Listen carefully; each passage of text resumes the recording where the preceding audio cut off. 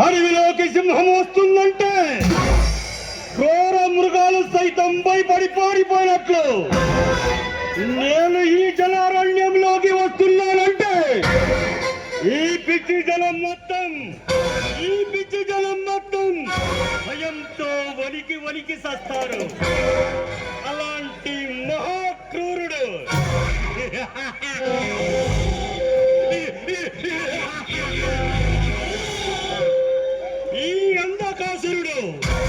ఈ అంధకాసురుడు ఈ కొండవేడి ప్రాంతం మొత్తం నా సొంతం. ఇక్కడ ఉన్న సంపద మొత్తం నాకు అంకితం. ఈ జనం మొత్తం నాకు దాసోహం. వసే బుల్బుల్